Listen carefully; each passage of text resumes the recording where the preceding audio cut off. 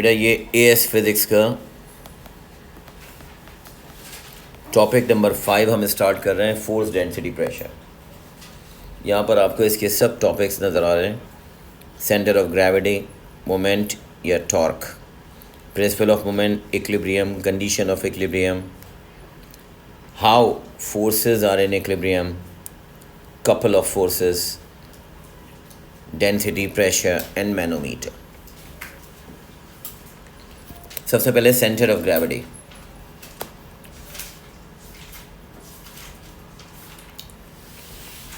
What is center of gravity? Yes, write down center of gravity. It is the point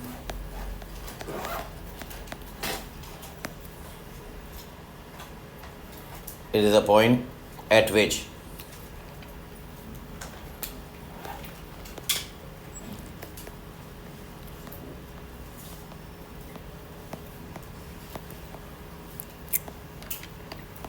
the weight of an object considered to act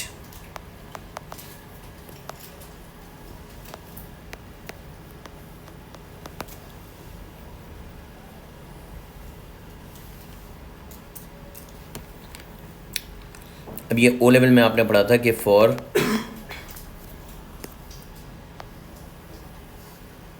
regular shaped object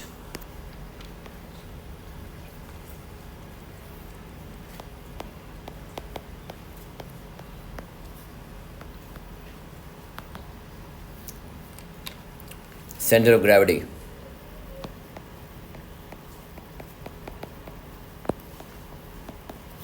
or center of mass lies exactly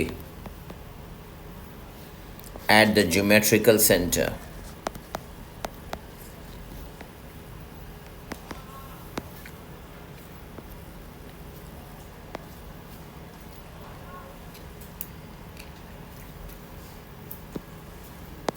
at center of gravity or at center of mass, weight acts downwards।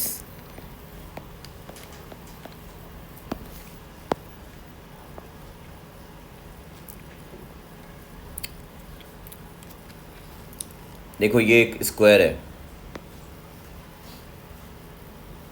Rectangle है,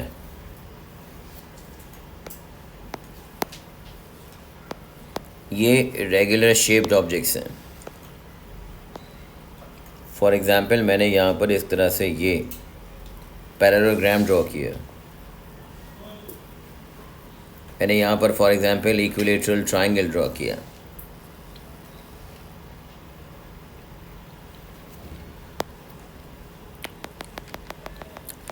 यहाँ से diagonal या यहाँ से किसी भी regular shaped object के अगर आप डायगनल ड्रॉ करते हैं तो point of intersection of is their diagonal gives the centre of mass या centre of gravity. Centre of gravity अगर आप सी से रिप्रेजेंट कर रहे हो तो उस पॉइंट सी पर एरो बनाएंगे डाउनवर्ड, ये बताएगा वेट। हमेशा सेंटर ऑफ मास पे या सेंटर ऑफ ग्रेविटी पे वेट डाउनवर्ड एक्ट होता है।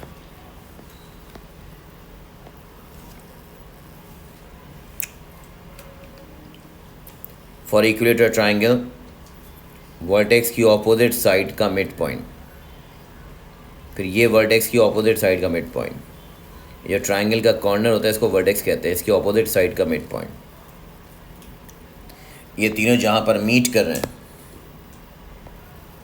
ये इस पॉइंट पर मीट कर रहे हैं, ये कहलाता है आपका सेंटर ऑफ मास। अब यहाँ पर अगर ये सेंटर ऑफ मास है तो आप लिखेंगे ये वेट डाउनवर्ड एक्ट हो रहा है। सेंटर ऑफ मास पर वेट डाउनवर्ड एक्ट होता है, remember.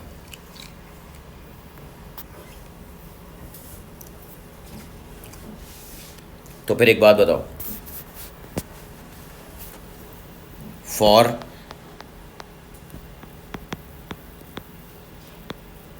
irregular shaped object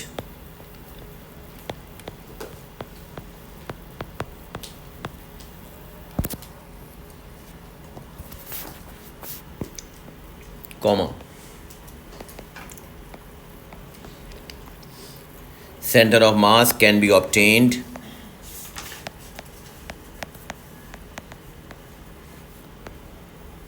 by using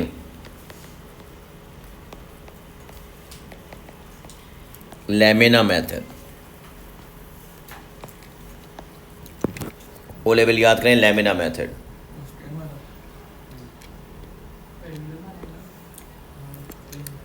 lamina method क्या होता है कि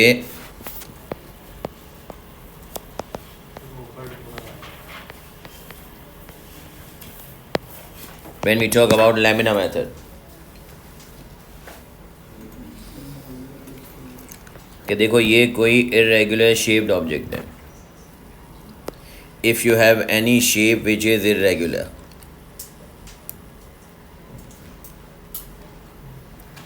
इस irregular shape पे आप 3 पॉइंट पर किसी भी 3 जगह पे 3 पॉइंट्स पर अलग अलग होल करते हो।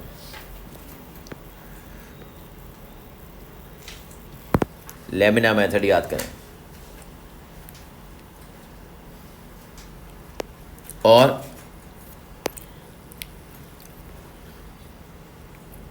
जब इन 3 पॉइंट्स पर अलग अलग होल करते हैं, ये ए है, ये बी है, ये सी है,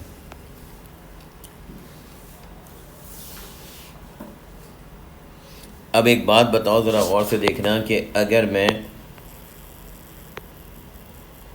इस लैमिना को होल ए से हैंग करूं,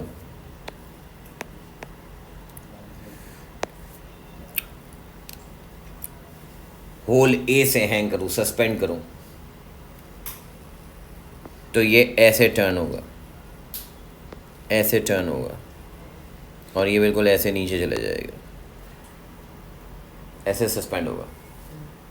यस और नो? अब मुझे ये बताओ कि अगर मैं इसको इसके बजाय पॉइंट सी से होल्ड करूं, सस्पेंड करूं, तो अब ये पॉइंट सी से सस्पेंड होने पर एंटी क्लॉकवाइज ऐसे जाएगा। और हम यहाँ पर एक प्लम लाइन बनाते थे, याद है प्लम लाइन? ओ लेवल लिखना, suspend the lamina, suspend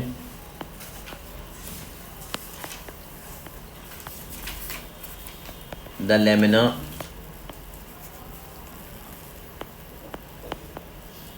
from hole A. ये होल ए पे मैंने नेल लगाई है।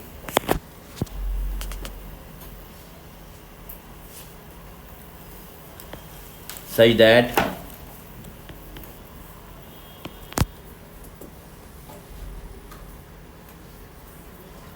it moves clockwise,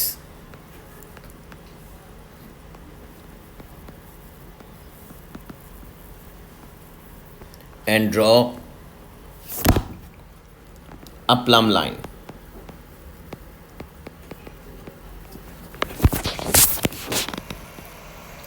यहां से तुमने ये एक प्लम लाइन ड्रॉ की, ये देखें, ये एक प्लम लाइन होती थी like this.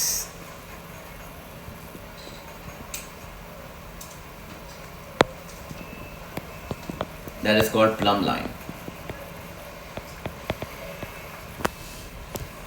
Now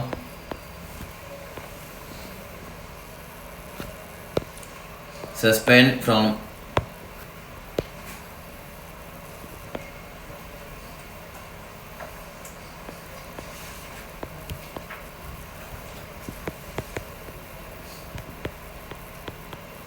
hole B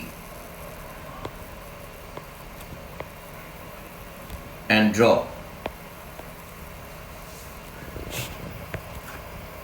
another plumb line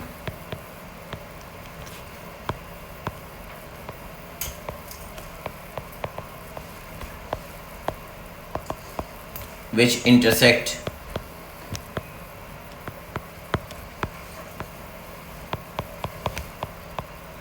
previous line at point X। अब आपने B से भी प्लम लाइन ड्रॉ की। सपोज करो B से प्लम लाइन ये आई,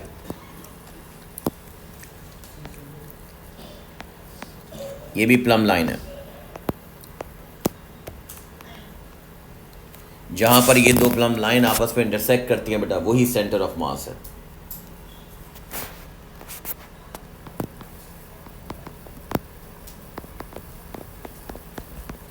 This point X is the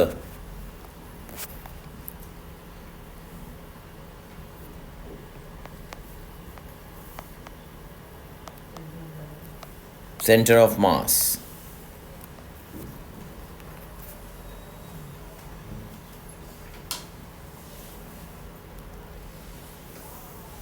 And third hole C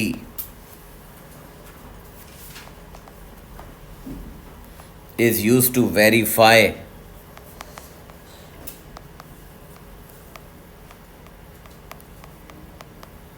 the position of center of mass।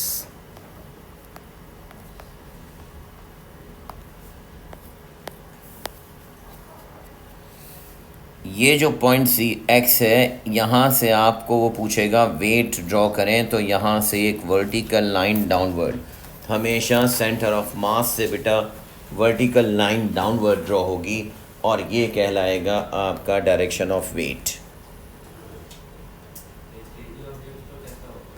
वो अब आगे बताता हूँ, उसका अलग से आपको निकालना पड़ेगा। नहीं, उसका हर तरह से आपको सेंटर करना होगा, वो छोड़ दें, वो भी नहीं है। अब देखो, ये हमारे पास है फ़िलहाल इतना, फिर आगे इसको दोबारा कंटिन्यू करूँगा मोमेंट में। नेक्स्ट जो पॉइंट है आपके पास, ये फर्स्ट था सेंटर ऑफ ग्रेविटी या सेंटर ऑफ मास, दूसरा है मोमेंट। नाउ बेटा थोड़ा सा ओ लेवल याद करें, मोमेंट ऑफ फोर्स, जिसको हम यहाँ पर एस में टॉर्क भी कहेंगे।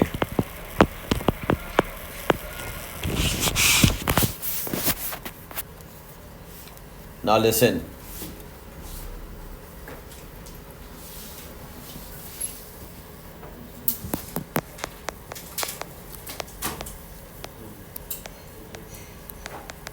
इट्स सिंबल इज दिस, ये थोड़ा सा उल्टा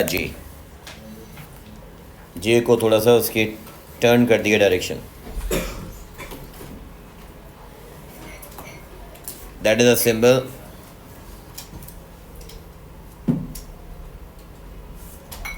ऑफ टॉर्क या moment of force.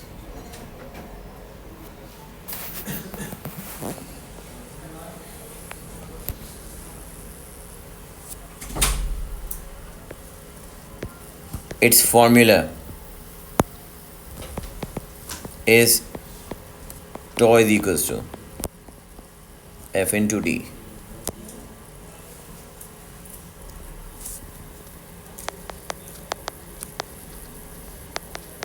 Its unit is Newton into meter.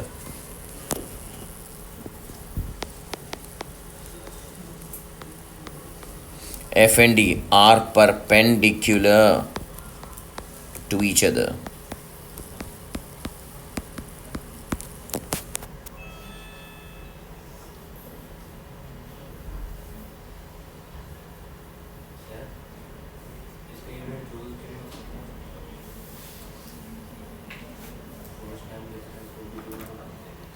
क्योंकि वहाँ पर वो दोनों आपस में पैरेलल होते हैं। फोर्स टाइम डिस्टेंस को वर्क कहते हैं, और वर्क को हम जूल्स कहते हैं, वो एनर्जी है। मगर उसके लिए ज़रूरी है कि फोर्स और डिस्टेंस दोनों आपस में पैरेलल होने चाहिए, सेम डायरेक्शन में। यहाँ इसको आप जूल्स इसलिए नहीं कह सकते क्योंकि इनमें डायरेक्शन में सेम डिफरेंट है, सेम डायरेक्शन नहीं है। फोर्स एंड डिस्टेंस यहाँ पर must be perpendicular to each other. मतलब ये कि डेफिनेशन लिखना, moment of force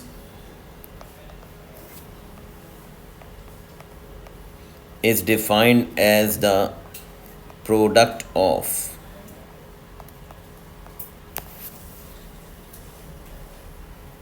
force and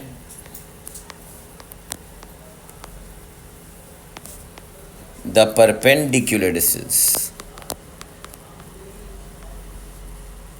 अब यहाँ पर फोर्स और परपेंडिकुलर डिस्टेंस होगा between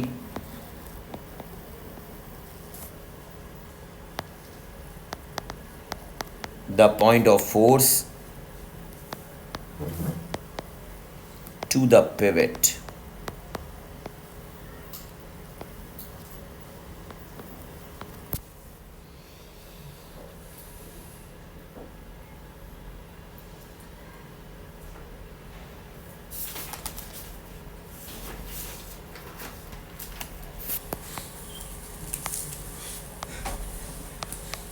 Moment of force is also called as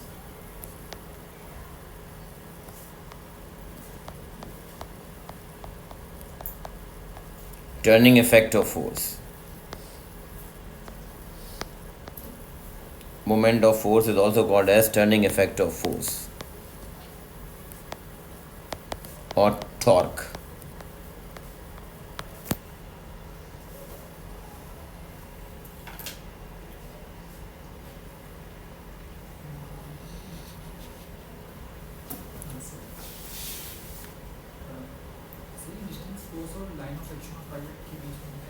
yes अभी आ रहा हूँ उस पर। देखो सबसे पहले सामने देखना, टॉर्क का फॉर्मूला है F इंटू डी।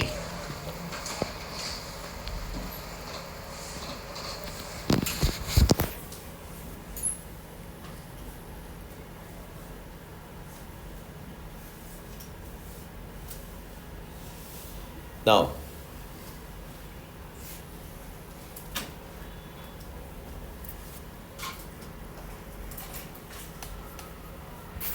टॉर्क यानी turning effect of force directly proportional है फोर्स के, एंड टॉर्क डायरेक्टली प्रोपोर्शनल है डिस्टेंस के।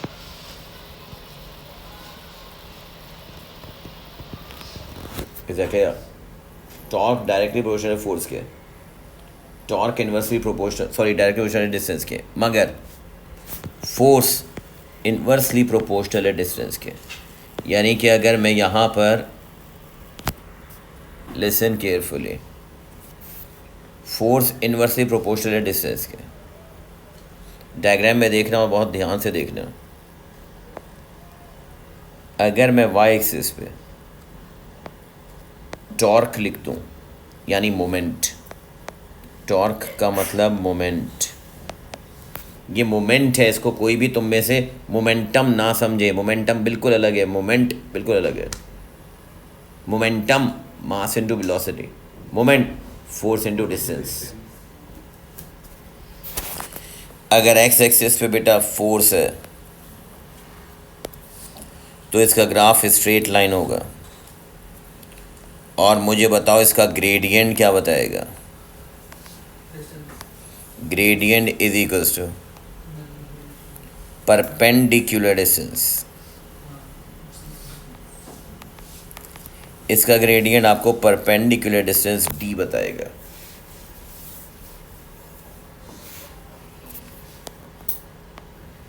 और अगर ये टॉर्क है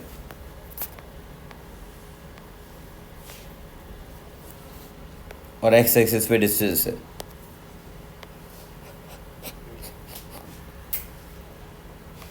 तो इसका ग्रेडियंट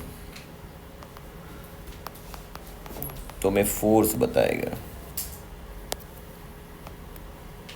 और फिर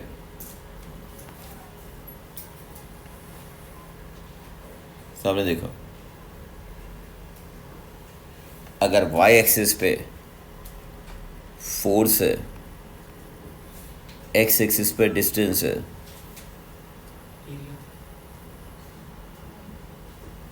तो इसकी शेप, फोर्स और डिस्टेंस आपस में कैसा बताया मैंने, इनवर्स प्रोपोर्शन।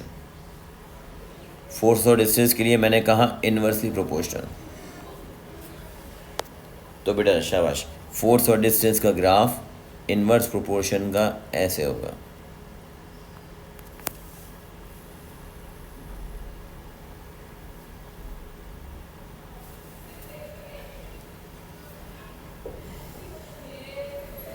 ये शेप है। अब इसका ग्रेडियंट कुछ नहीं बताएगा, F upon D is nothing, F upon D कुछ नहीं, एफ मल्टीप्लाई बाय डी बताता है।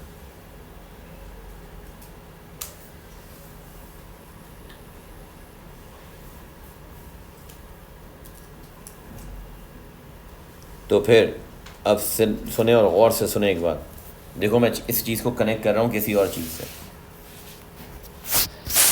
स्पीड का फॉर्मूला होता था डिस्टेंस अपॉन टाइम, है ना। तो डिस्टेंस का फॉर्मूला होता था स्पीड इनटू टाइम, ऐसे ही है। अब अगर y एक्सिस पे स्पीड होता था, मुझे सोच के बताओ, और x एक्सिस पे टाइम होता था,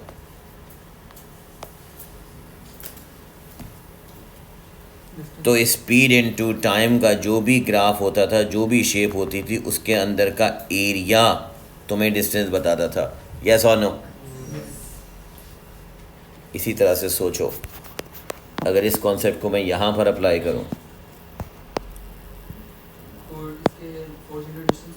तो यहाँ पर फोर्स इनटू डिस्टेंस में एरिया अंडर द ग्राफ, अगर कितने भी पॉइंट पर अगर आपसे फोर्स और डिस्टेंस पर पूछा जाए, किसी दो पॉइंट के बीच में टर्निंग इफेक्ट बताएं, तो आप एरिया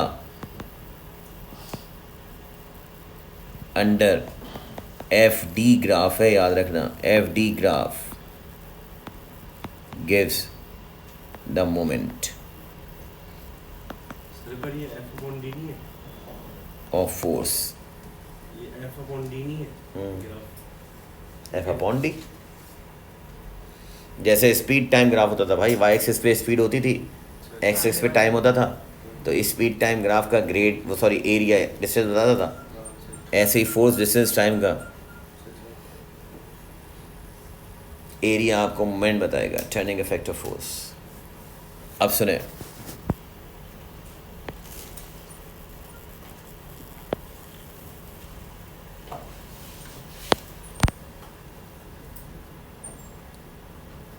सामने देखना, बोलो ने भी पार्ट ए। अब मैं वन बाय वन कुछ केसेस बता रहा हूँ,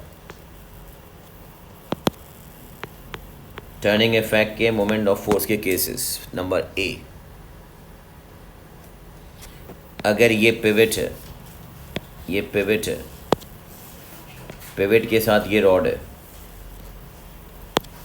इस रॉड पर फोर्स यहाँ एक्ट हो रही है, सामने देखो, और से देखो, ये फोर्स एक्ट हो रही है।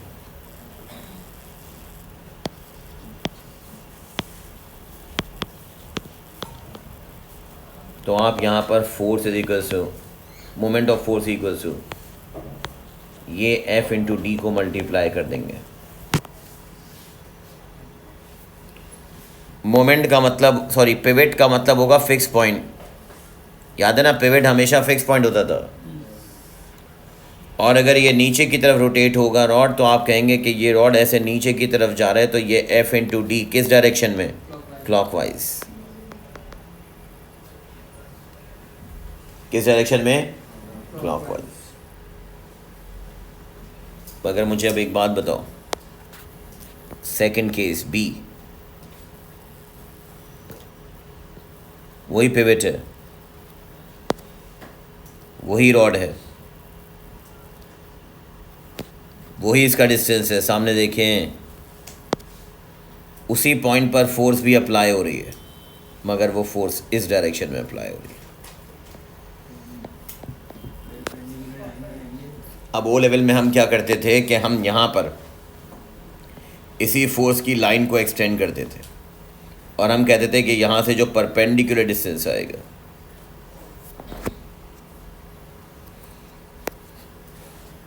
याद है, line of force must be extended.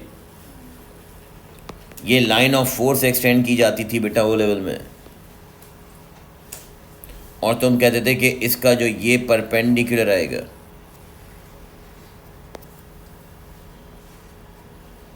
ये डिस्टेंस x। अब यहां पर जो मोमेंट ऑफ फोर्स है वो F इंटू एक्स है। अब d नहीं होगा काउंट, अब x काउंट होगा। Again clockwise. What is the rule behind it? The rule is simple. Distance and force or line of force must be perpendicular to each other. अब force ये है तो इसकी लाइन ऑफ फोर्स ये हो गई, इसके परपेंडिकुलर डिस्टेंस ये बनेगा यहाँ। Force and distance must be perpendicular to each other. Is that clear? सुनना और से, जिस पॉइंट पर फोर्स एक्ट होगी वहां से डिस्टेंस लेंगे। अब अगर केस 3 में एक और सिचुएशन बढ़ाता हूं। नाउ इन केस 3,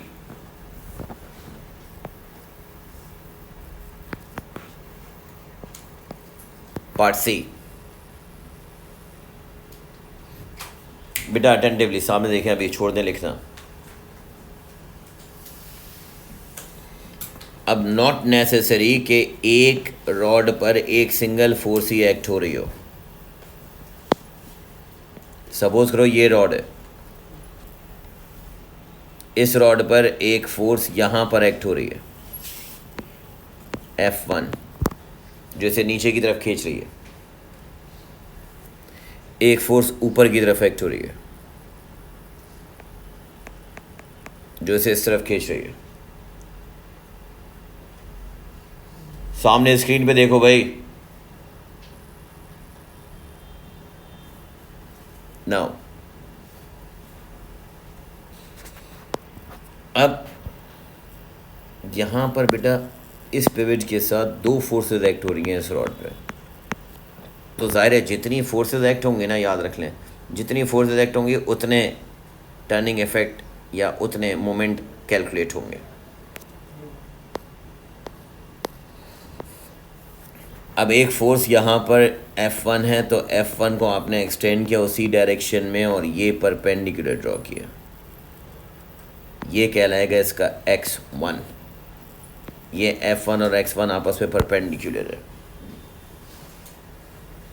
और ये रॉड को ऐसे रोटेट करवा रहा है। अगर ये रॉड ऐसे है तो नीचे वाली फोर्स रॉड को ऐसे घुमा रही है, तो रॉड ऐसे जाएगी, ऐसे जाएगी, ऐसे नीचे की तरफ जाएगी। तो मुझे बताओ, अगर ये नीचे की तरफ ड्रैग कर रही है तो डायरेक्शन क्या है, क्लॉकवाइज या एंटी क्लॉकवाइज? क्लॉकवाइज। इसका मतलब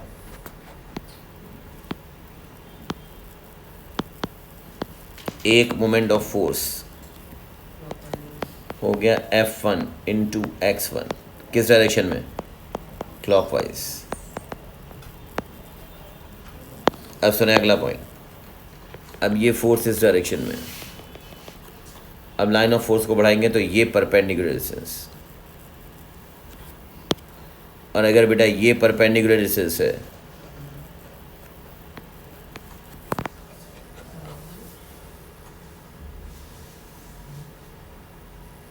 लाइन ऑफ फोर्स को आपने एक्सटेंड किया F2 को और इसका परपेंडिकुलर डिस्टेंस लिया,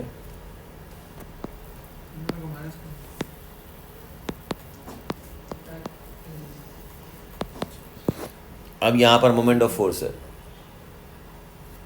यहाँ पर जो मोमेंट ऑफ फोर्स है that is F2 into x2। मगर अब ये डायरेक्शन क्या है, अब ये रॉड को ऐसे घुमाएगी ऊपर की तरफ, एंटी क्लॉकवाइज।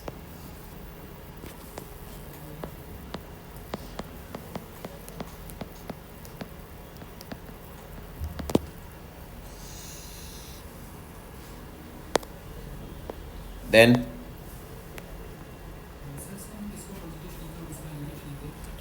पॉजिटिव नेगेटिव नहीं लेंगे, आगे चल के उसको किसी को भी एक को पॉजिटिव एक को नेगेटिव होगा, कोई इशू नहीं है। एक पॉजिटिव होगा तो दूसरा नेगेटिव होगा, या फिर clockwise movement equals to anti clockwise movement, वो आगे चल के बताता हूँ।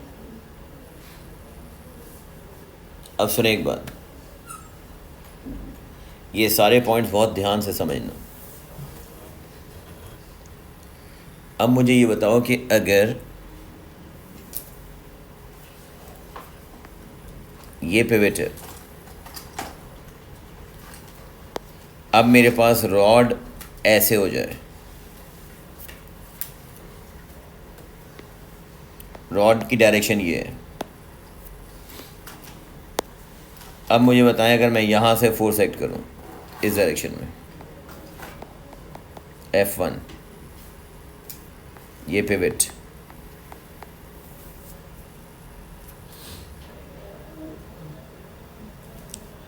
अब अगर आप इस लाइन ऑफ फोर्स को बढ़ाओ बेटा, तो आप कहेंगे इसी लाइन ऑफ फोर्स को इसी लाइन में आगे एक्सटेंड करें, ये डिस्टेंस आ गया, ये D1। तो इस केस में आप कहेंगे moment of force is equals to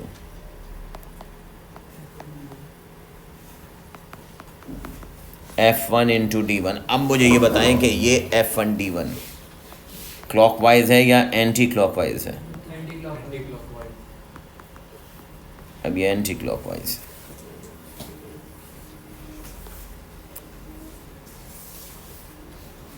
next,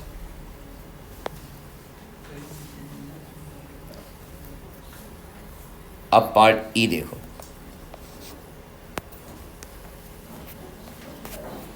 part ई में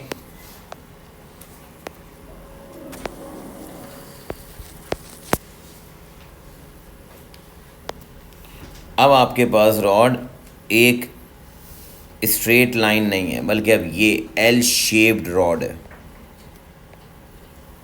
ये पिवट है। अब समझ ना जरा, आगे जितने भी क्वेश्चन आएंगे आप उस पर इसी तरह से प्रैक्टिस करेंगे। एल शेप रॉड है,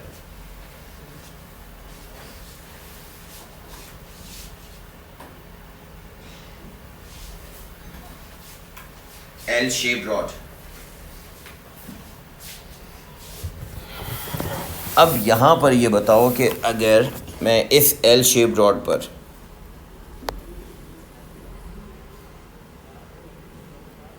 इस डायरेक्शन में फोर्स अप्लाई करूं, और से देखना ज़रा। अब मैं इस पे बहुत सारी चीज़ें बताऊंगा, लिसन केयरफुली बेटा, बोर्ड पे देखें। इस डायरेक्शन में फोर्स अप्लाई करूं,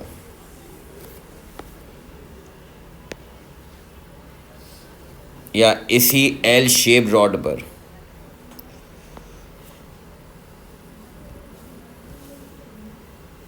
मैं यहां दोबारा ड्रॉ करके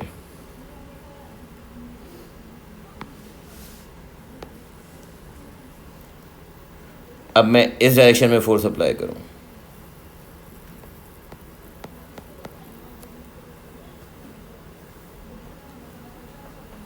या इस एल शेप रॉड पे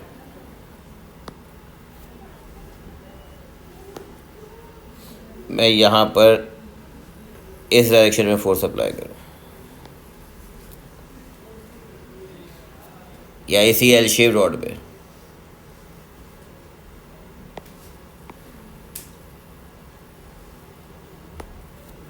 मैं इस डायरेक्शन में फोर्स अप्लाई करूं।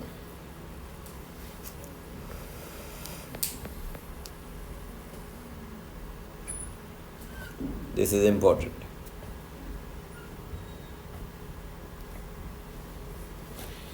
एक बात अच्छे से समझ लो कि मैं यहाँ पे अलग से लिख देता हूँ, listen, this is very important. अगर आपके पास ये पिवट है और ये रॉड है, समझना मेरी बात, ये रॉड है जिसकी लेंथ d है,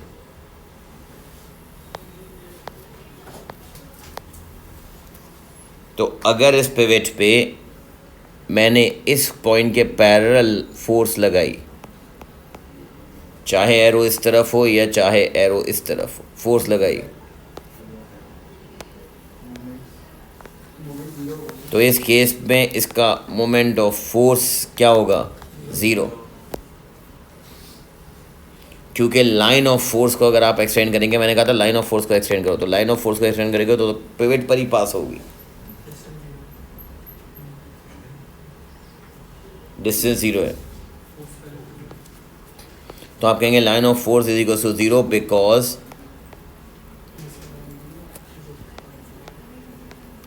परपेंडिकुलर डिस्टेंस इज ज़ीरो।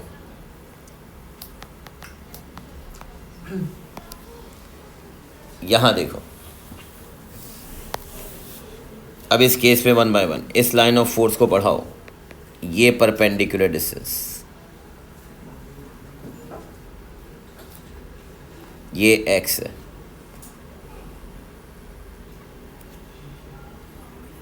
अगर लाइन ऑफ फोर्स इस डायरेक्शन में है तो परपेंडिकुलर डिस्टेंस इस डायरेक्शन में है।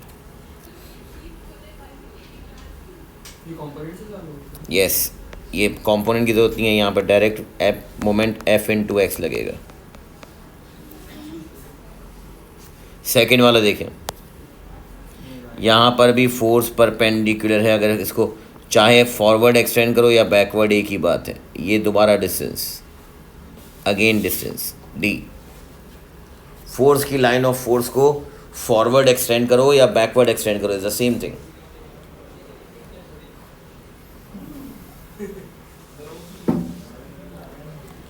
इस केस पे भी आप कहेंगे ये लाइन ऑफ फोर्स जो एक्सटेंड किए दिस फोर्स और ये डिस्टेंस आपस में मल्टीप्लाई होगा। सो यहाँ पर भी moment is equals to F into D, D या x जो भी नाम रख दो समझ नहीं। अब देखो यहाँ प्रॉब्लम ये है कि ये थर्ड वाली डायग्राम देखें, नो ये फोर्स इस डायरेक्शन में है, तो इसमें परपेंडिकुलर डिस्टेंस तो यही वाला लगेगा जो रॉड की ये लेंथ है।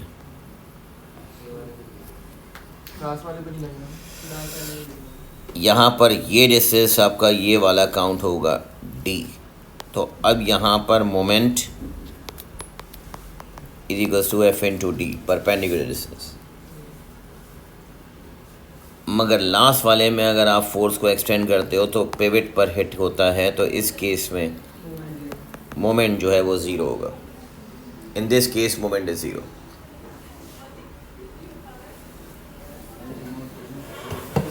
If the line of force is extended and it strikes the pivot, ये important point है। If line of force passes through the pivot, लिख लो एक point,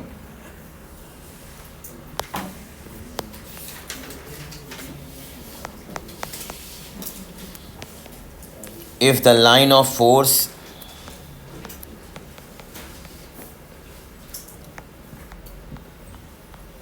passes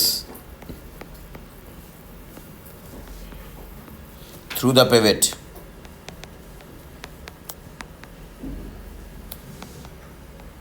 then the perpendicular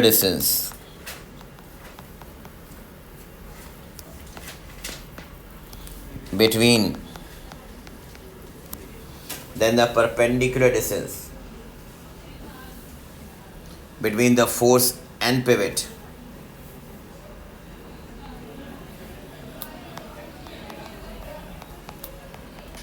is zero.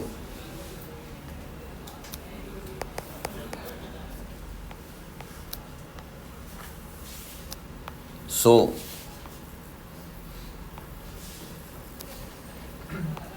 moment of force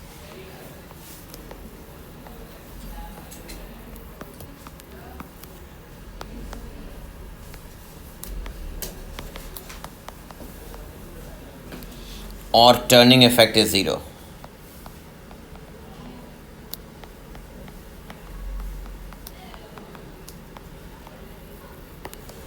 moment of force और turning effect is zero.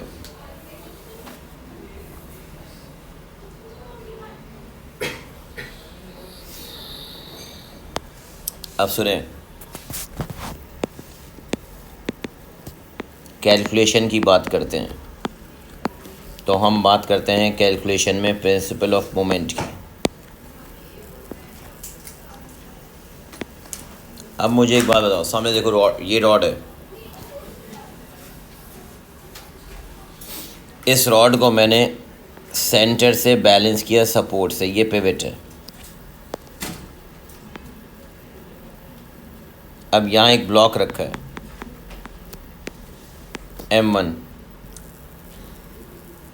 यहाँ दूर block रखा है, तो इसका मास M1 के मुकाबले में छोटा होगा क्योंकि डिस्टेंस ज़्यादा है बैलेंस होने के लिए। ये M2 है, यहाँ से डिस्टेंस D1 है, यहाँ से डिस्टेंस बेटा D2 है।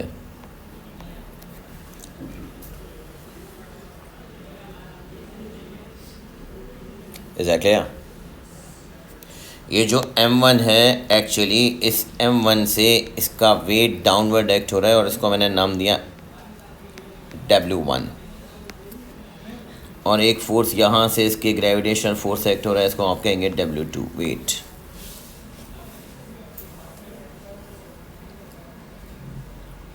Write down.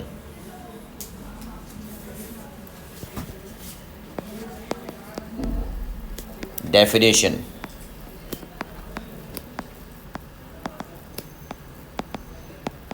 according to principle of moment,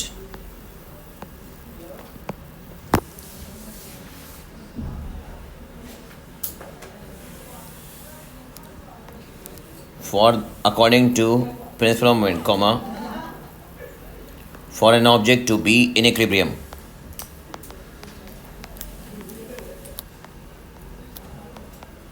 for an object to be in equilibrium, comma, sum of clockwise moment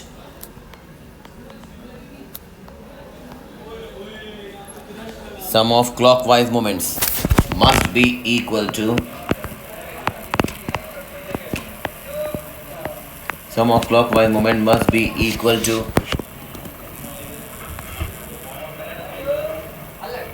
sum of anti-clockwise moment.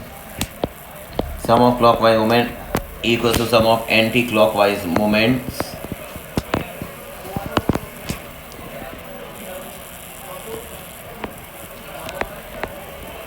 about the same pivot.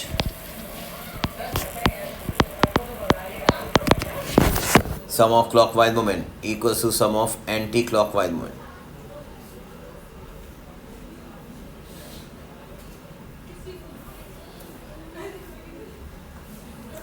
Means bracket में लिखना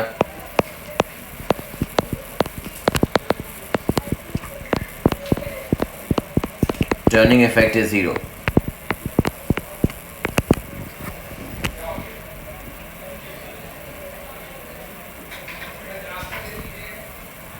means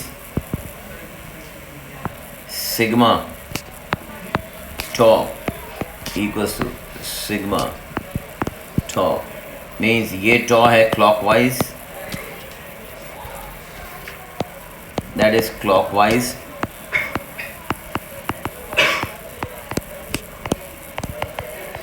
this is anti-clockwise. Clockwise torque must be equal and opposite to the anti-clockwise torque.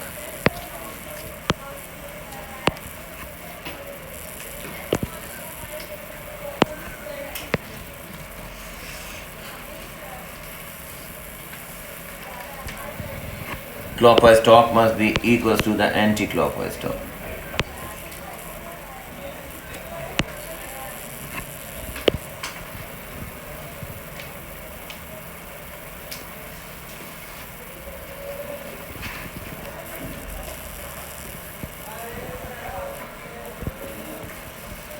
इसी चीज़ को हम कहते हैं basically for this examiner will ask you equilibrium. What is equilibrium?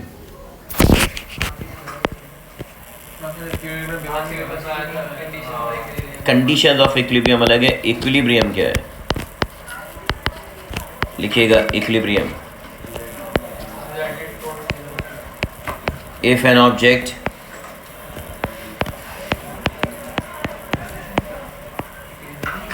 equilibrium, if an object maintains its state of rest,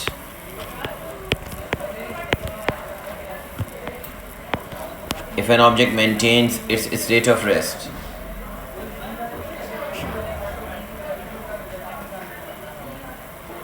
or uniform motion,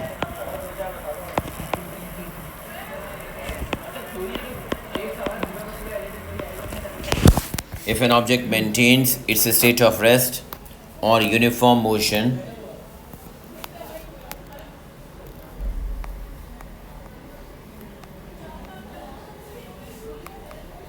when multiple forces acting on it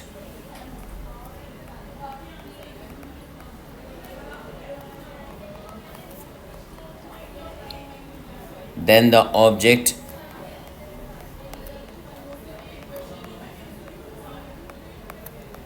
must be in equilibrium.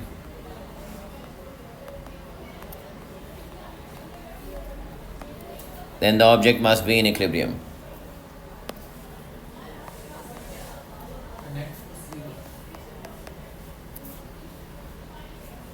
Conditions for equilibrium.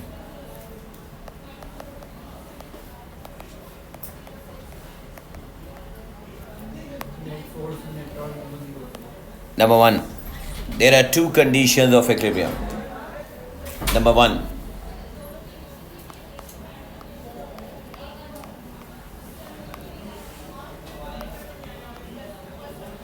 the resultant force is zero. Number two, resultant force is zero का मतलब ये sigma F zero होना चाहिए.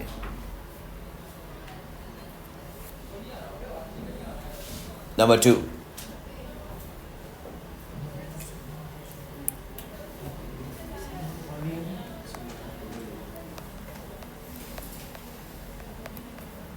the resultant torques must be zero. Means clockwise moment must be equal to anti-clockwise moment.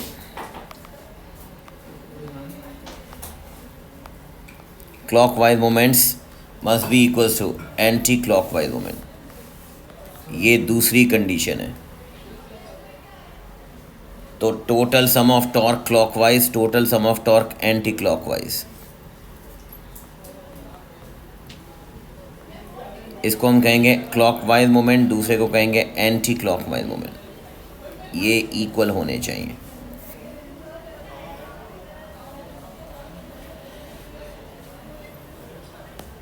इसका मतलब in short ये है कि पॉइंट नंबर 2 में वो आपसे कह रहे हैं कि टर्निंग इफेक्ट नहीं होना चाहिए. Turning effect zero.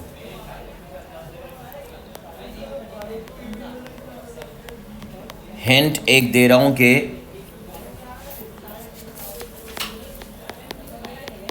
Object at rest, balanced, maintain its position,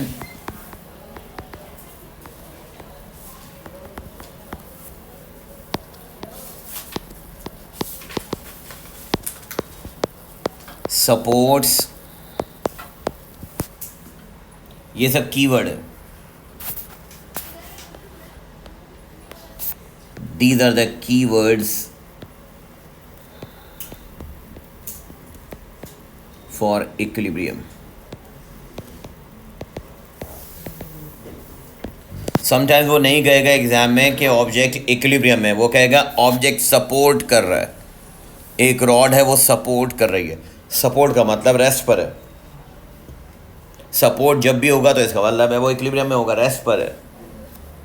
maintains its position का मतलब भी रेस्ट पर है। बैलेंस्ड का मतलब भी रेस्ट पर है। ऑब्जेक्ट एट रेस्ट का मतलब भी रेस्ट पर है।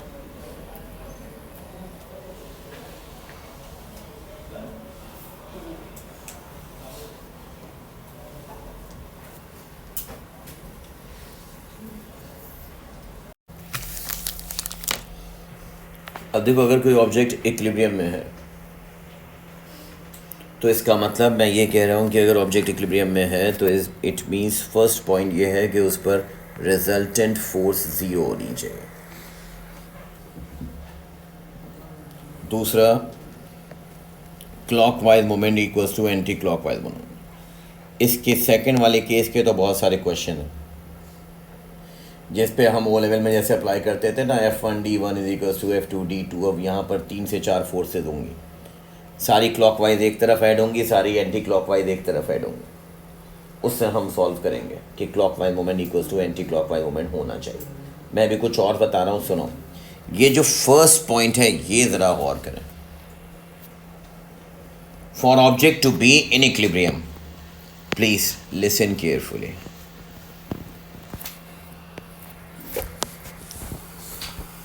For equilibrium,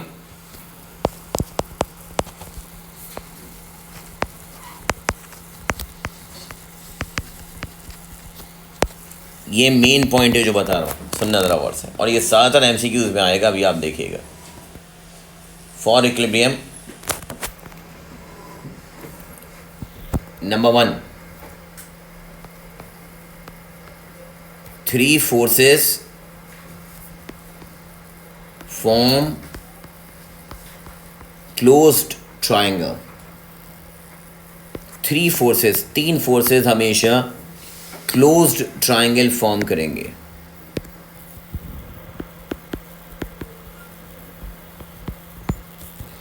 What does closed triangle means?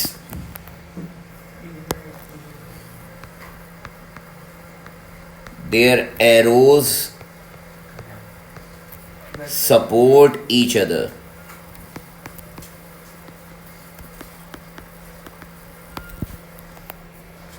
इनके एरोज एक दूसरे को सपोर्ट करेंगे। मतलब ये देखो, अगर कई डायग्राम में 3 फोर्सेस ऐसे एक्ट हो रही हैं, ए का मतलब ये फोर्स यहाँ से यहाँ टॉप एरो ए पे जा रहा है, फिर दूसरी फोर्स ये है बी का एरो इस तरह से डाउनवर्ड जा रहा है, और फिर तीसरी फोर्स है ये सी का एरो ए की तरफ जा रहा है।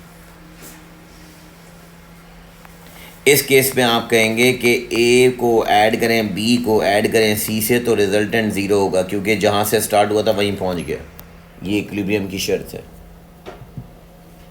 3 arrows must support each other, their arrows support each other मैंने लिखा है, इसका मतलब समझ जाओ। अगर ऑब्जेक्ट इक्विलिब्रियम में है तो फिर उसकी कंडीशन ये है कि ये तीनों एरोज एक दूसरे को सपोर्ट करें।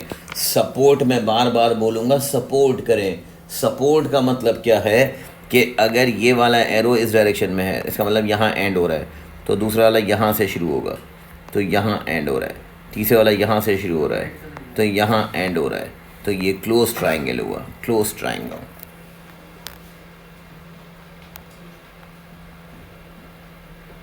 अगर इनमें से किसी भी कोई भी एक एरो उल्टा है तो वही रिजल्टेंट हो जाएगा। अगर इक्विलिब्रियम नहीं है तो फिर रिजल्टेंट होगा कोई ना कोई। यहाँ पर रिजल्टेंट ज़ीरो है। ए बी सी में से ये बात समझो एक चीज़, कि अगर मैं इस ट्राइंगल में एक चीज़ बता रहा हूँ, सामने देखना, इस ट्राइंगल में से समझाने के लिए मैं यहाँ पर ये ड्रॉ करूं, और अब देखो मैं चेंज क्या करूं कि मैं यहाँ पर इस बी का एरो ऐसे कर दूं, तो अब ये क्या नज़र आ रहा है कि वेक्टर सी में ए ऐड हो रहा है या ए में सी ऐड हो रहा है, तो आंसर क्या है? बी। मीन्स यहाँ पर बी रिजल्टेंट आ गया। तो अगर रिजल्टेंट है तो फिर ये फोर्सेस नॉट इन इक्विलिब्रियम। अब ये फोर्स इक्विलिब्रियम में थोड़ी है। अगर कोई रिजल्टेंट है तो फिर आप कहेंगे इस डायग्राम को नॉट इन इक्विलिब्रियम।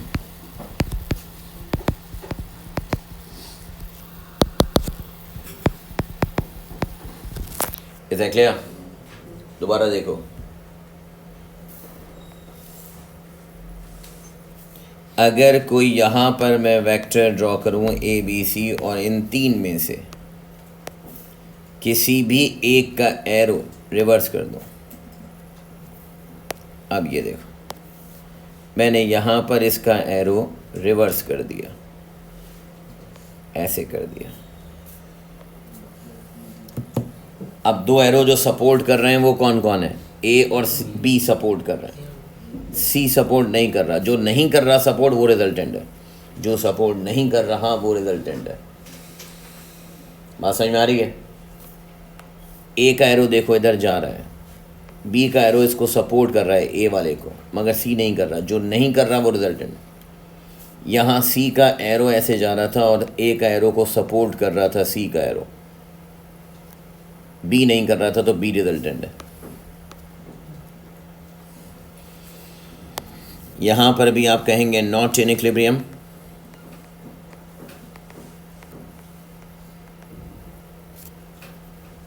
और C इज इक्वल्स टू अब A plus B, C is the resultant. और अगर तीनों एरो एक दूसरे को सपोर्ट करें तो फिर इक्विलिब्रियम। ये पहला केस। दूसरा केस सुनना वो इम्पोर्टेंट। इक्विलिब्रियम का दूसरी डायग्राम, दूसरा ऑप्शन, दूसरी पोजीशन। इक्विलिब्रियम में होने के लिए 3 forces must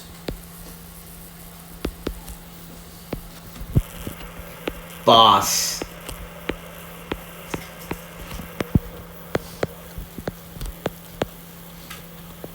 through one common point.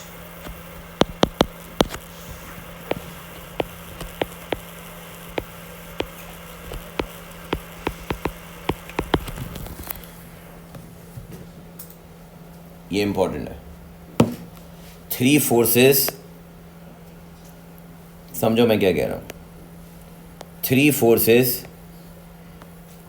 को अगर आप एक्सटेंड करें, लाइन ऑफ फोर्सेस, यहां पर इसका मतलब ये है कि if line of forces are extended, then they must intersect at one point. ये शर्त है, इक्विलिब्रियम में होने की शर्त है। सुनो इसका मतलब क्या है? ये इंपॉर्टेंट बात बता रहा हूं। इसका मतलब ये सुने कि अगर ये कोई ऑब्जेक्ट है, इस ऑब्जेक्ट पर एक फोर्स अप्लाई हो रही है इस डायरेक्शन में F1, इस ऑब्जेक्ट पर एक फोर्स अप्लाई हो रही है यहां से इस डायरेक्शन में F2, और इस ऑब्जेक्ट पर एक फोर्स अप्लाई हो रही है यहां से, किसी भी पॉइंट से इस डायरेक्शन में F3। अब वो कहेगा ये इक्विलिब्रियम में है या नहीं। इसको चेक करने के लिए क्या करेंगे? तीनों लाइन ऑफ फोर्सेस को एक्सटेंड करेंगे। ये देखो, ये एक लाइन को फोर्स एक्सटेंड किया, ये एक लाइन ऑफ फोर्स को एक्सटेंड किया, और ये एक लाइन ऑफ फोर्स को एक्सटेंड किया। ये तीनों एक जगह पर मीट कर रहे हैं अगर, तो आप कहेंगे ये इक्विलिब्रियम में है। कहीं पर भी हो सकता है। दिस पॉइंट इंटरसेक्शन पॉइंट है। ये शो कर रहा है कि ये ऑब्जेक्ट, ये बॉडी जो है वो इक्विलिब्रियम में है। ये शो कर रहा है कि ये, वो बताता हूँ आगे। ट्राइंगल भी बनेगा इसमें, वो देखते हैं कैसे बनेगा। अब सुने, ये 2 कंडीशंस हैं, ये MCQs में, और ये सेकंड वाली तो ज़्यादा इम्पोर्टेंट है। ये थ्योरी में भी और ये MCQ में, पेपर 2 में भी, पेपर 1 में भी बहुत बार अप्लाई होगी। ये देखो, लेट्स से सामने देखना ज़रा। मैंने सैंपल के लिए ये क्वेश्चन उठाया।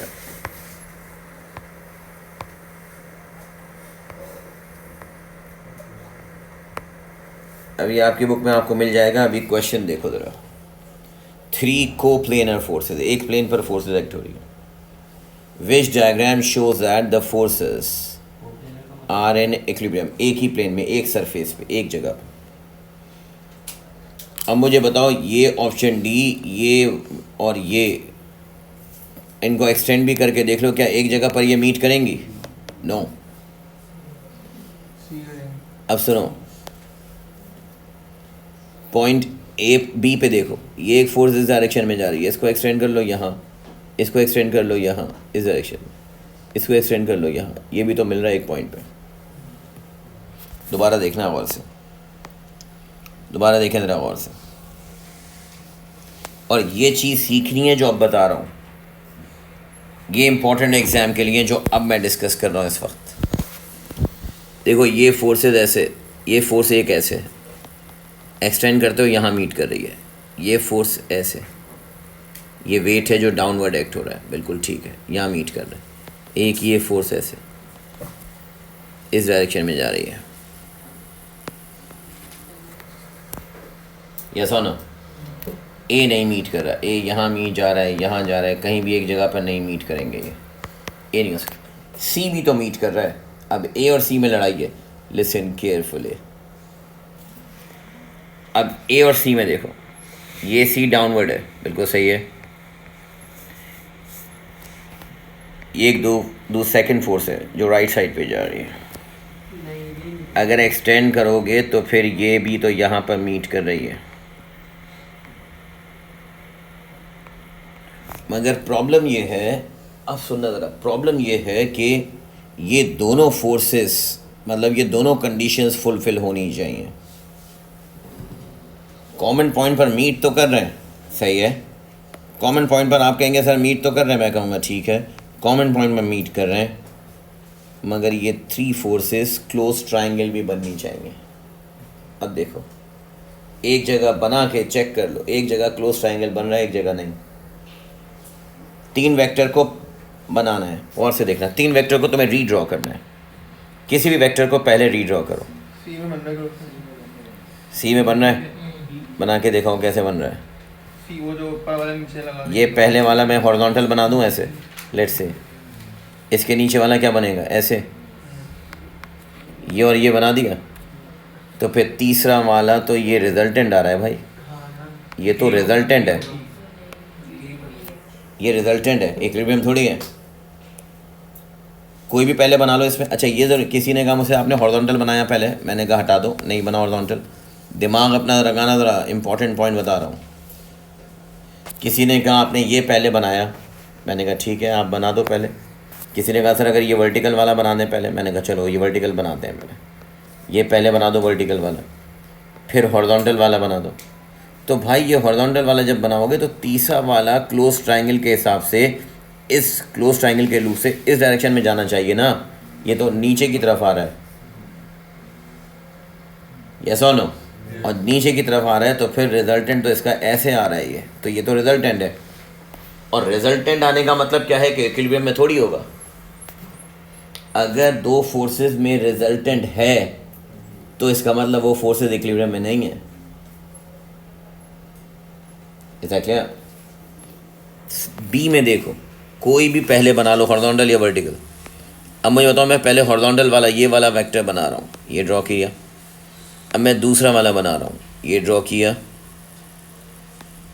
और तीसरा वाला का एरो इस साइड पर है। देखो ये इसी को तो सपोर्ट कर रहा है। 20 दांस।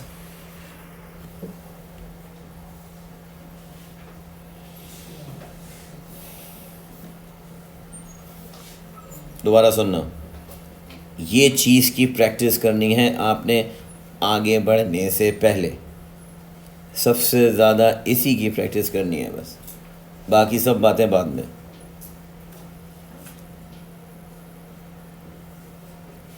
अब देखो ये बात,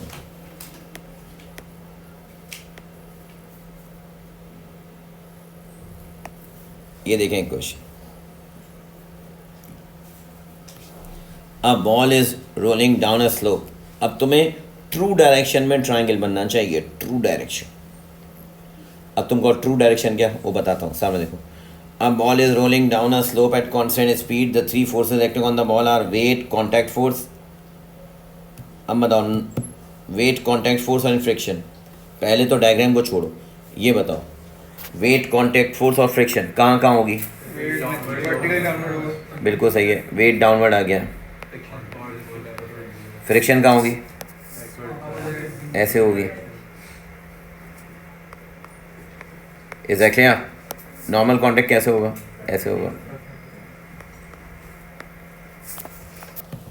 कांस्टेंट स्पीड से आ रहा है, इसका मतलब कांस्टेंट स्पीड पे एक्सेलरेशन क्या है? हाँ, ज़ीरो।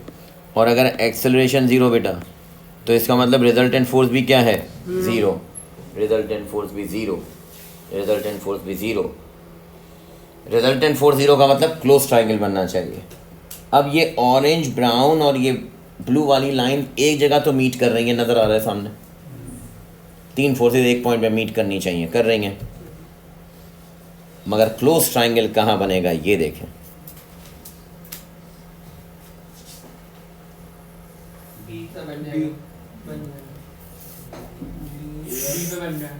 वेट तो डाउनवर्ड है सब जगह, यहाँ तो कोई मसला ही नहीं है, ये सब सही है।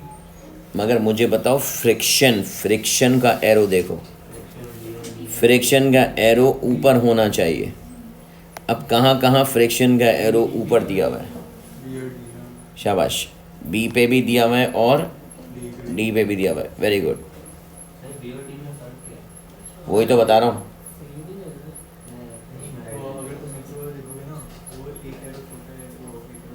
अब नोट करो,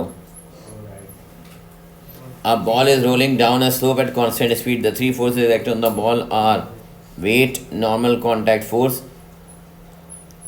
अब यहाँ पर मुझे ये देखकर बताएं कि ये वेट है नीचे जो डाउनवर्ड एक्ट हो रहा है। डायग्राम में देखना ज़रा गौर से, यहाँ मैं पॉइंट बताऊंगा। ए नहीं हो सकता, सी भी नहीं हो सकता। अब मसला है, मेन लड़ाई है बी और डी में। एक्यूरेसी चाहिए। देखो अब मुझे ये बताओ कि यहाँ पर normal contact force incline direction, R और एफ आपस में कैसा होना चाहिए? परपेंडिकुलर। नॉर्मल कॉन्टैक्ट फोर्स ये है और फ्रिक्शन ये है बेटा। दोबारा देखना, नॉर्मल कॉन्टैक्ट फोर्स ये है और फ्रिक्शन ये है, आपस में परपेंडिकुलर होना चाहिए। अब आप कहेंगे सर ये भी नॉर्मल कॉन्टैक्ट फोर्स है, ये भी नॉर्मल कॉन्टैक्ट फोर्स है, ये फ्रिक्शन है, ये भी फ्रिक्शन है। मैंने कहा ठीक है, ये दोनों फ्रिक्शन है, मगर मुझे बताएं कौन सी ट्रू फ्रिक्शन है? क्या ये 90 डिग्री लग रहा है? देखने में ये नहीं लग रहा, और यहाँ पर बाय व्यू ये 90 डिग्री है। B is the correct one. Accuracy का ख्याल रखना है, मेन प्रॉब्लम एक्यूरेसी है। जिसकी एक्यूरेसी सही होगी उसका आंसर सही होगा बेटा। समझ आ रही है बात? सुने, बहुत मार्जिन, थोड़ा सा एरर होता है एग्ज़ाम में, आपने वही स्मॉल एरर को पकड़ना होता है क्वेश्चन। अब देखो जैसे मैं तुम्हें ये बताऊं, लुक एट दिस,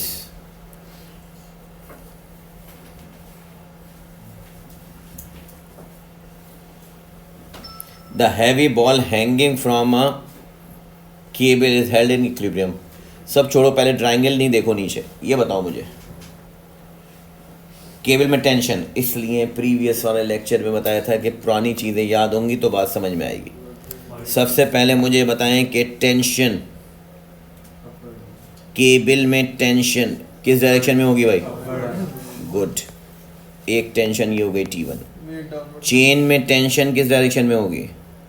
इस डायरेक्शन में, जहाँ पर चेन बंधी हुई होगी। वेट कहाँ होगा? तीनों ब्लू फोर्सेस, तीनों फोर्सेस एक पॉइंट पर मीट कर रही हैं, यानी जो ऊपर तुम्हें बताया था पॉइंट नंबर 2 तो वैलिड है। ट्रू फोर्सेस चेक करें, दो आपस में परपेंडिकुलर कौन कौन है? डायग्राम में दे रहा है वो, यस, T1 और T2 आपस में परपेंडिकुलर है। क्लोज ट्रायंगल पहले कहाँ नहीं बन रहा है ये फैसला करो। बी में नहीं बन रहा क्लोज ट्रायंगल। ये देखो एरो ऐसे जा रहा है, ये ऐसे जा रहा है, मगर ये उल्टा जा रहा है, गलत हो गया। ये एरो ऐसे जा रहा है, ये एरो ऐसे जा रहा है, ये सही है, मगर ये एरो ऊपर जाना चाहिए और वेट का एरो ऊपर नहीं जा सकता, तो इसलिए ये तो गलत है। क्लोज ट्रायंगल बनना चाहिए, यस और नो?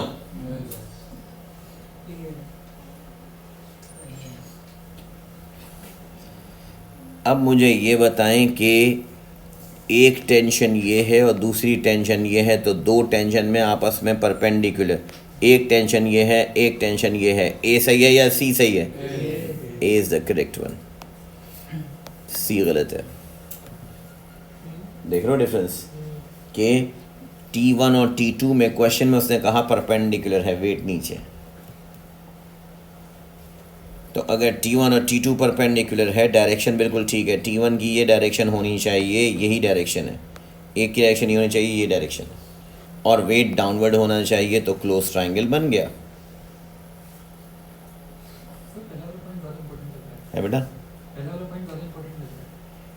हाँ, क्योंकि वो जो एक कॉमन वाला पॉइंट है वो तो ज़्यादातर डायग्राम में दिया जाएगा, तो मैं चूज़ करना होगा करेक्ट फोर्सेस की डायरेक्शन और करेक्ट ट्रायंगल।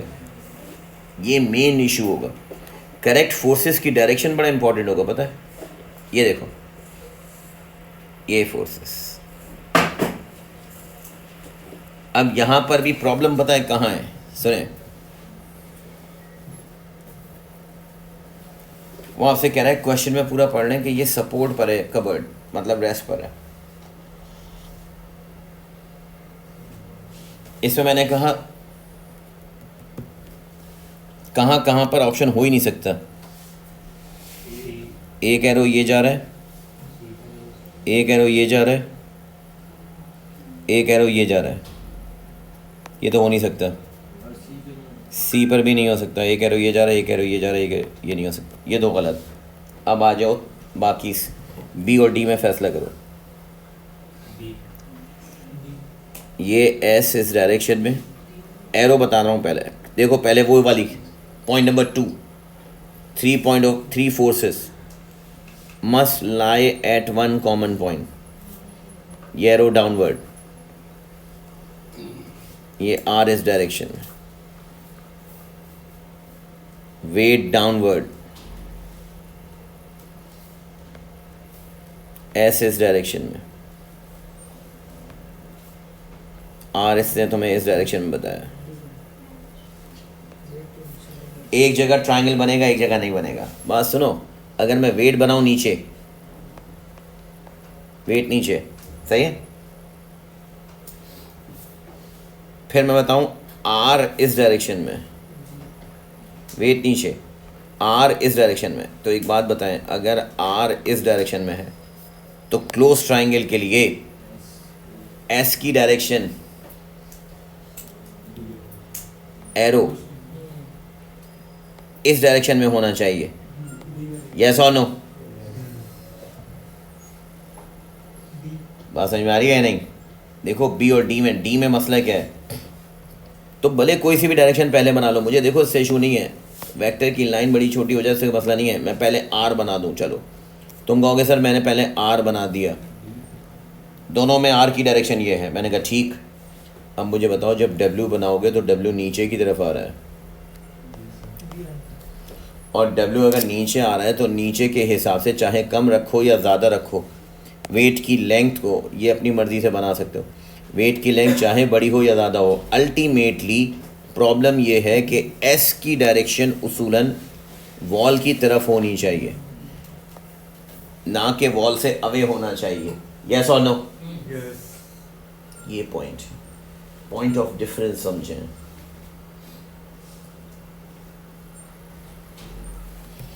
इसलिए आप कहेंगे इसमें करेक्ट आंसर इज बी। जो मैं कह रहा हूं ना, तीन फोर्सेस एक ही पॉइंट पर मीट करें, तो वो तो बी और डी दोनों में मीट कर रही हैं, मगर क्लोज ट्राइंगल डी में नहीं बन रहा।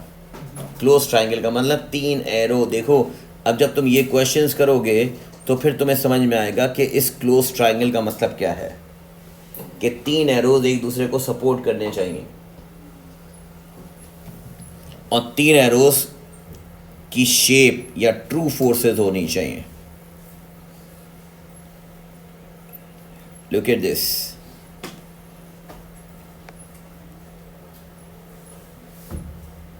ये देखना जरा।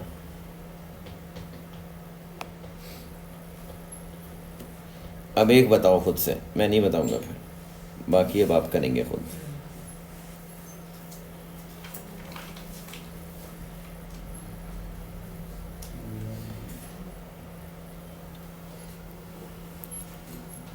पॉइंट पी पर थ्री फोर्सेस एक्ट हो रही हैं।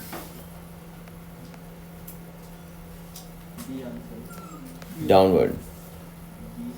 अब वेट तो डाउनवर्ड ही होता है, देखो उसने चारों ऑप्शन में वेट तो डाउनवर्ड ही दिया हुआ है। टेंशन टूवर्ड्स द सपोर्ट, कहीं पर भी सपोर्ट होगी इस तरफ तो टेंशन की डायरेक्शन T2 इधर होगा, यहाँ कहीं सपोर्ट होगी ऊपर तो टेंशन इस तरफ होगी। हर सूरत टेंशन हमेशा टूवर्ड्स द सपोर्ट, उससे सपोर्ट गायब कर दी मगर है तो उसी तरफ।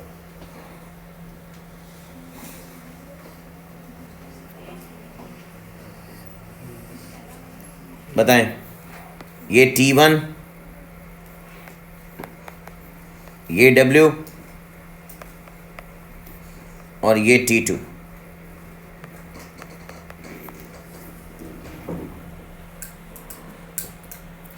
तुम कहो ऐसे आपने पहले क्यों बनाया, पहले T2 बना लो। चलो पहले T2 बना दो, ये लो पहले T2 बना दिया मैंने, T2, इसके बाद वेट लेट्स से तो T1, फिर दोबारा ऐसे, ये बात तो एक ही है। ये शेप चाहिए मुझे, पहले T1 बनाओ, पहले T2 बनाओ, पहले W बनाओ, मुझे से कंसर्न नहीं, क्लोज ट्राइंगल बनना चाहिए। बताएं क्या आंसर है? क्या? B is answer. T2 में एरो इस तरफ होना चाहिए, T2 का एरो, क्योंकि सपोर्ट यहाँ कहीं होगा, ये T2 का एरो नहीं हो सकता, और ये तो क्लोज ट्राइंगल ही नहीं है। ये एरो ऐसे जा रहा है, ये एरो ऐसे जा रहा है, ये एरो उल्टा जा रहा है, फिर इसी तरह से ये भी एरो ऐसे जा रहा है, ये एरो ऐसे जा रहा है, और ये उल्टा जा रहा है, ये भी नहीं है, एरो ही नहीं हो सकता।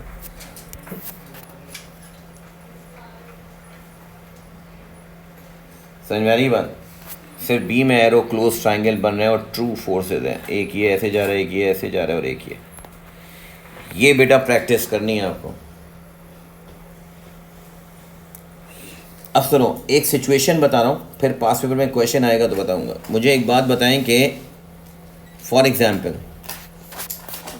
एक वॉल है, ये पास पेपर में क्वेश्चन आएगा, बस याद रखना ये वाला लेक्चर। ये एक वॉल है, इस वॉल के साथ ये एक बैरियर लगा हुआ है। बैरियर समझते हैं ना? ये बैरियर ऐसे जैसे उड़ जाता है फिर नीचे गिर जाता है, सही। इस बैरियर को एक रस्सी के साथ मैंने यहाँ दीवार के साथ बांधा हुआ है, और इस रस्सी में वो बता रहा है कि टेंशन है T।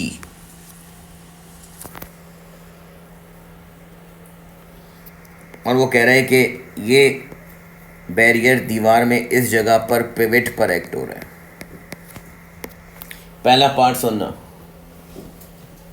Right an arrow to show the direction of weight of the barrier. Barrier पर वेट कहाँ एक्ट होगा, कहाँ से एक्ट होगा, सेंटर से। यूनिफॉर्म ऑब्जेक्ट है, शुरू में बताया था centre of mass. Uniform object का सेंटर ऑफ मास सेंटर पे होता है। तुमने कहा इसका वेट, वो कहेगा बैरियर का वेट ड्रॉ करें, तो आप कहेंगे बैरियर का वेट एग्जैक्टली सेंटर पर होगा। बेटा सुनना मेरी बात, ये वेट सेंटर पे एक्ट होगा और डाउनवर्ड एक्ट होगा, यस और नो।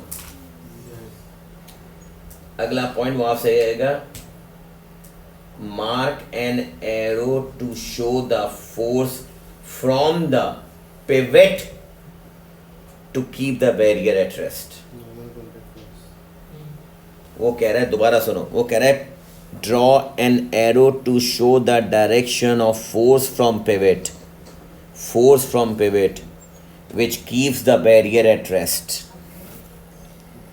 इस पर रेस्ट, इसको रेस्ट पे रहने के लिए याद रखना, जब मैं ये पास पेपर में क्वेश्चन कराऊंगा ये वाली सिचुएशन, तो मुझे एक बात बताएं, ये एक रस्सी में टेंशन है, शाबाश, ये एक रस्सी में टेंशन है T, ऐसे ही है, ये वेट है डाउनवर्ड। तो टेल मी, मैंने भी आपको बताया कि इक्विलिब्रियम में होने के लिए 3 forces must pass through the one common point. आप सबसे पहले वेट की डायरेक्शन को एक्सटेंड करेंगे और आप कहेंगे कि वेट और टेंशन यहाँ मीट कर रहे हैं, वेट और टेंशन यहाँ मीट कर रहे हैं, ये टेंशन की लाइन है, ये वेट की लाइन है, यहाँ पर ये दोनों मीट कर रहे हैं। तो इसका मतलब ये है कि जो फोर्स पिवट से एक्ट होगी वो भी इस डायरेक्शन में होनी चाहिए, ये होगी फोर्स फ्रॉम द पिवट। वो ये एरो बनवाएगा और चेक कर लो, इस पे मैं ट्रायंगल भी बना दूं। अगर ये लो, फोर्स ये है, ये वेट है, लुक हियर, ये वेट है डाउनवर्ड, तो फिर मुझे बताओ ये टेंशन इस तरफ ही तो है, क्लोज ट्रायंगल बन गया ना। वेट की लाइन को तुमने एक्सटेंड करना था, शर्त क्या है, वही पॉइंट नंबर 2। क्या शर्त है कि तीनों फोर्सेस एक पॉइंट पर मीट करनी चाहिए। अब यहाँ पर मैंने सोचा कि यार टेंशन तो ड्रॉ हुई हुई है, वेट यहाँ पर एक्ट हो रहा है, तो वेट की लाइन को एक्सटेंड करूँगा तो यहाँ से पास होगी, इसका मतलब ये 2 फोर्सेस यहाँ मिल रही हैं। तो कंडीशन क्या है, तीसरी फोर्स भी यहाँ से पास होनी चाहिए। तो यहाँ से जो फोर्स पास होगी बेटा, वो ये पिवट से आने वाली फोर्स होगी। ये 3 फोर्सेस यहाँ मीट कर गई। एरो का कैसे बताया, एरो ऐसे, किसी ने मुझसे कहा कि सर ये एरो ऐसे भी हो सकता है, मैंने कहा बना के देख लो एरो ऐसे, इक्विलिब्रियम नहीं बनेगा। वो कह रहा है रेस्ट पर है रॉड, यानी बैरियर। बैरियर को रेस्ट पर रहने के लिए, इक्विलिब्रियम में रहने के लिए, अगर वेट डाउनवर्ड है, चलो पहले वाले ये देख लो, ये टेंशन है, सही है, ये वेट है, तो मुझे बताओ तीसरा एरो इस तरफ होना चाहिए ना।